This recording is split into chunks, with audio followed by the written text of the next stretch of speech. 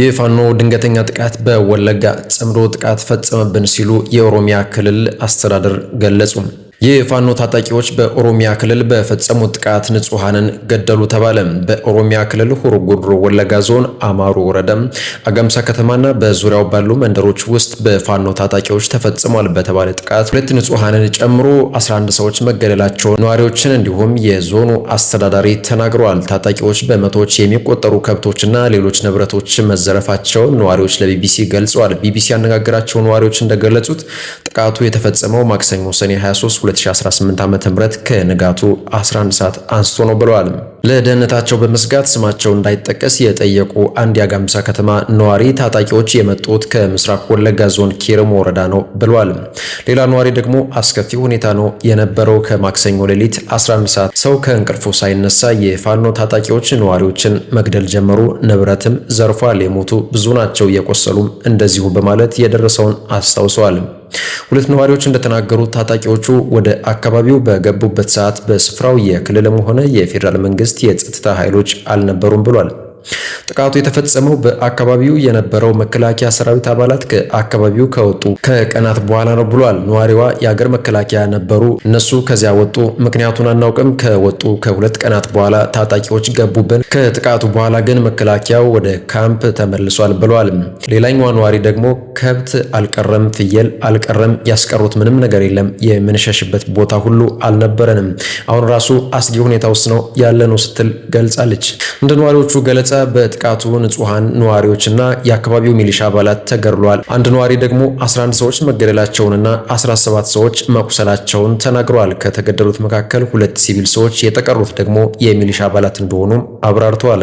ሌላኛው ነዋሪ በበኩላቸው ከሟቾች ውስጥ የማውቃቸው ሚሊሻዎች ይገኙበታል ሲሉ እምነታቸውን ሰጥተዋል። ጥቃቱ እስከ ረፋድ 5 ሰዓት ድረስ ቀጥሎ እንደነበረ የገለጸው አንድ ነዋሪ የጸጥታ ኃይሎች የደረሱት ሚሊሻዎቹ ከሞቱ በኋላ መሆኑን ተናግረዋል። ባለፈው ሳምንት በዚሁ አካባቢና በሌሎችም ኦሮሚያ ክልል ግጭቶች ዙሪያ አስተያየታቸውን ለዶቼ ቬለ የሰጡት የኦሮሚያ ክልል ኮሚኒኬሽን ቢሮ ኃላፊ አቶ ኃይሉ አዱኛ የተቀናጁ ያሏቸው የተለያዩ ስያሜ ያላቸው ታጣቂዎች አካባቢው ላይ ተደጋጋሚ ጥቃት እያደረሱ ነው ብሏል። ኃላፊው ጽምዶ ሲሉ የገለጹት ኃይል በተለይም ፋኖና ሸኔ በምስራቅ ወለጋ እና ሆሮ ጉዱሩ ወለጋ ዞኖች አካባቢ ፍላጎታቸውን በኃይል ለማሳካት ተንቀሳቅሰዋል በማለት ታጣቂ አማጽያኑ በንጹሃን ላይ ጥቃት በማሳረፍም ከሰዋል። አቶ ኃይሉ ፍላጎታቸው በመንግስት ጸጥታ ኃይሎች መገታቱንም ተናግረው ነበር።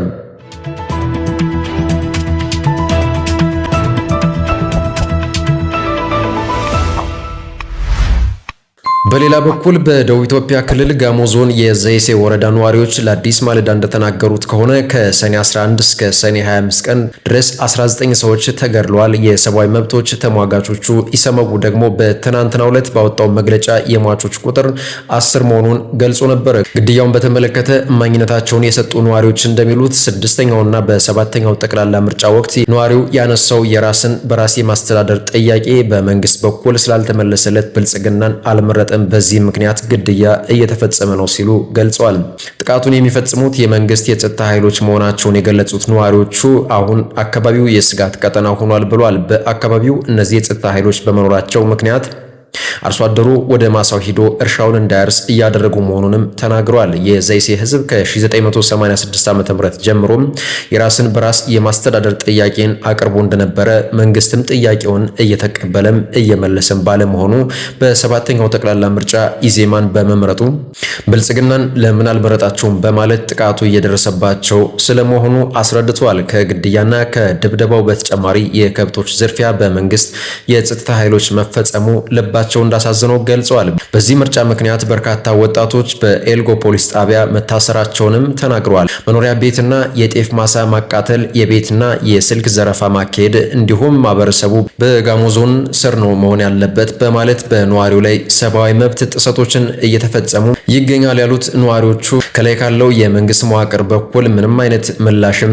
እርዳታም የለም ብሏል። አክለውም ያለ ርህራሄና በጭካኔ ሰዎችን ከቤታቸው አውጥተው በማንበርከክ በመሳሪያ እየገደሉ የሚደርስልን አጠናል ባይ ናቸው። ከዚህ ቀደም የራስን በራስ ማስተዳደር ጥያቄውን ያቀረቡ ሰዎች ይታሰሩ እንደነበረ የገለጹት ነዋሪዎቹም አሁን ደግሞ ግድያ የተፈጸመባቸው መሆኑን ተናግረዋል። በህዝብ ተወካዮች ምክር ቤት ከዘይሴ ኢዜማን በመወከል በ2013 ምርጫ ፓርላማውን የተቀላቀሉት አብርሃም አሞሼ እንደገለጹት በዘይሴ ማህበረሰብ ላይ በደቡብ ኢትዮጵያ ክልል መንግስትና በጋሞ ዞን አስተዳደር መዋቅሮችና የጸጥታ ኃላፊዎች ምክንያት ከፍተኛ የሆነ በደልና ሰቆቃ እየተፈጸመ መሆኑን እሳቸውም በተመሳሳይ ተናግረዋል። ከምርጫ ማግስት ጀምሮ እየተፈጸመ ያለ በደል ነው ያሉት አቶ አብርሃም ምክንያቱ ደግሞ ብልጽግናን አልመረጣችሁም የሚል መሆኑን ለአዲስ ማለዳ ገልጸዋል። በተጨማሪም ግድያዎቹን ተከትሎ ከ50 ሺህ በላይ ሰዎች ከስፍራው እንደተፈናቀሉ ገልጸዋል። ችግሩን ለመቅረፍ ለፌዴራል መንግስት፣ ለሰላም ሚኒስቴር፣ ለብሔራዊ ምርጫ ቦርድ፣ ለኢሰመኮ ጥያቄያችንን ብናቀርብም መልስ ሊሰጠን አልቻለም ሲሉ ወቅሰዋል።